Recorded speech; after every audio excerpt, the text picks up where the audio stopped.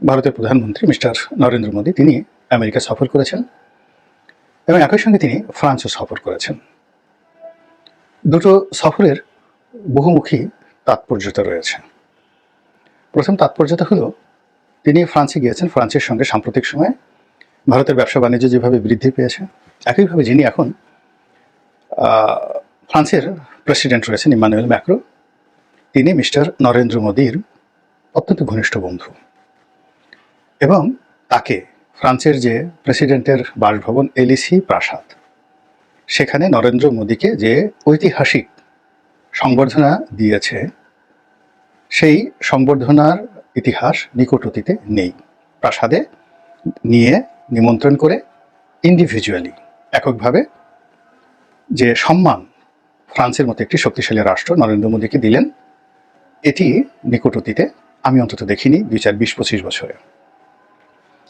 দ্বিতীয়ত, ফ্রান্সের সঙ্গে অর্থাৎ ইমানুয়েল ম্যাক্রোর সঙ্গে শেখ হাসিনার একটি ব্যক্তিগত সম্পর্ক রয়েছে এবং ফ্রান্সের যে বিমান তৈরি, যে বিমান, সেই বিমান ক্রয়ের ব্যাপারে শেখ হাসিনা মোটামুটি একটা চূড়ান্ত সিদ্ধান্ত নিয়েছিলেন এবং সেই সিদ্ধান্তের কারণে ইমানুয়েল ম্যাক্রো বাংলাদেশে এসে শেখ হাসিনার সঙ্গে সাক্ষাৎ করে গিয়েছিলেন এবং এয়ারপোর্টে তাদের দুইজনের যে বডি ল্যাঙ্গুয়েজ, সেটা আমরা এখনো স্মরণ করতে পারি। তো কাজে এই বিষয়টি এখানে রাখুন। দ্বিতীয় বিষয় হলো যে ভারতের সঙ্গে গত 4টি বছর ধরে আমেরিকার সম্পর্ক ব্যক্তিগত পর্যায়ে, অর্থাৎ যেটাকে বলা হয় রাষ্ট্রাচার নয়, ব্যক্তিগত পর্যায়ে, অর্থাৎ Joe Biden versus Narendra Modi খুবই খারাপ ছিল। একইভাবে সৌদি আরবের সঙ্গে ব্যক্তিগত পর্যায়ে আমেরিকার সম্পর্ক খারাপ ছিল, এমনকি জো বাইডেন সৌদি আরবে গিয়ে রীতিমতো অপমানিত, লাঞ্ছিত হয়েছেন। তার যে পররাষ্ট্রমন্ত্রী ব্লিংকেন, তিনি গিয়ে এয়ারপোর্টে বসেছিলেন অনেকক্ষণ। তো এরকম অবস্থা তৈরি হয়েছে, কিন্তু তাদের মধ্যে যে রাষ্ট্রাচার, যে রাষ্ট্রীয় যে কোঅপারেশনগুলো, সেগুলো কিন্তু ঠিকঠাক মতো চলছিল, কিন্তু ব্যক্তিগত সম্পর্কটা ছিল না। এর বাইরে যে বাইডেন সরকার, তাদের যে ডিপ স্টেট, এই পলিসির কারণে পাকিস্তানে ইমরান খানের ক্ষমতাচ্যুতি হয়েছে, শ্রীলঙ্কাতে ক্ষমতাচ্যুতি ঘটেছে, বাংলাদেশে শেখ হাসিনার পতন হয়েছে, মালয়েশিয়াতে ভারতের যেগুলো ভারতপন্থী যারা সরকার ছিল, তাদের পতন হয়ে মইজু সাহেব এসছেন। এসবই আমেরিকার একটা মাস্টার প্ল্যান এবং ভারতকে চাপে ফেলার জন্য, যদিও ভারত তাদের কৌশলগত বন্ধু।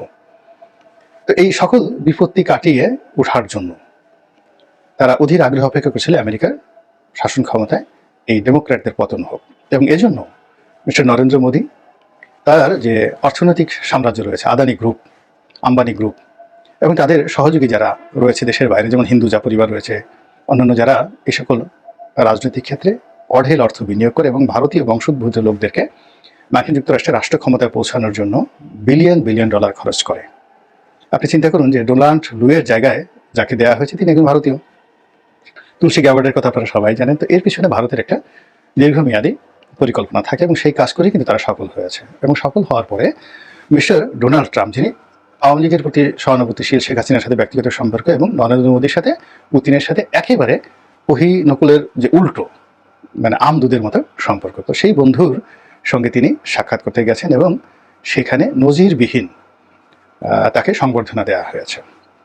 এবং সেই সংবর্ধনার একটা video footage mister Donald Trump তার নিজস্ব যে ফেসবুক পেজ এবং টুইটার, সেখানে তিনি নিজে শেয়ার করেছেন। তো বোঝার চেষ্টা করুন এটা কতটা গুরুত্বপূর্ণ। একদম বিহাইন্ড দ্য সিনারিও, হোয়াইট হাউসের অভ্যন্তরে যে ঘটনাগুলো ঘটেছে, এরকম একটা দৃশ্য তিনি তার ফেসবুকে দিয়েছেন।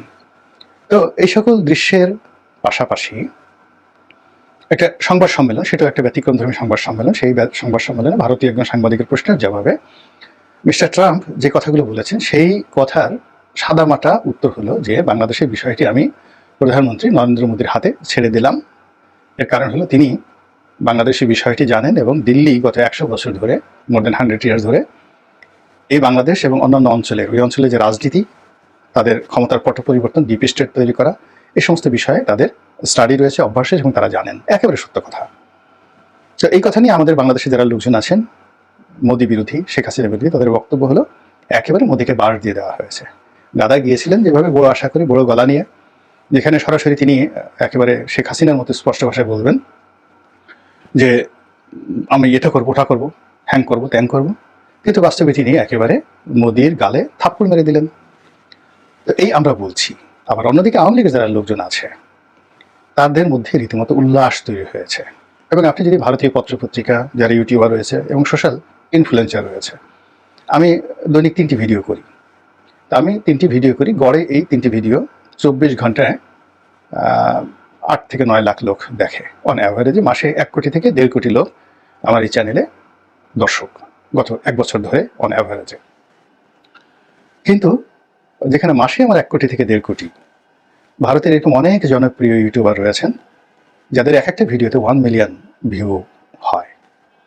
তো তারা যখন কোন একটা কন্টেন্ট তৈরি করে সেটা গ্লোবালি ইংরেজিতে অনুদিত হয়, বিভিন্ন ভাষায় যায় এবং বিশ্বের ক্ষমতার যে সকল কেন্দ্র রয়েছে সেখানে অটোমেটিক চলে যায়। তো সেই সকল জায়গাতে রীতিমতো খুশির বন্যা বয়ে যাচ্ছে এবং তারা তথ্য এবং প্রমাণ সহকারে যেভাবে বলার চেষ্টা করছেন যে এই বৈঠকের মাধ্যমে আওয়ামী লীগের ক্ষমতা আসার এই লক্ষণ ফুটে উঠেছে এবং ডক্টর মোহাম্মদ ইউনূসের জন্য আগামী দিনগুলো কিভাবে করুণ পরিণতি বয়ে নিয়ে আসবে এই সকল বিষয়ে তারা যে প্রচারণা চালাচ্ছে সেই তুলনায় ডক্টর মোহাম্মদ ইউনূসের পক্ষের লোক বা বাংলাদেশ সরকারের পক্ষের লোক যারা বিবৃতি দিচ্ছেন বা কথাবার্তা বলছেন, তাদের দর্শক, তাদের অবস্থা এবং তাদের বক্তব্যের যে গ্রহণযোগ্যতা আন্তর্জাতিক অঙ্গনে বলতে গেলে শূন্য।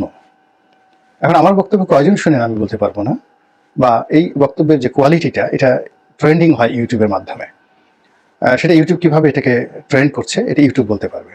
কিন্তু ধরুন বাংলাদেশের অনেক ইউটিউবার রয়েছে যখন আমার চেয়ে 100 গুণ তাদের যাকে বলা হয় ভিউ হয়।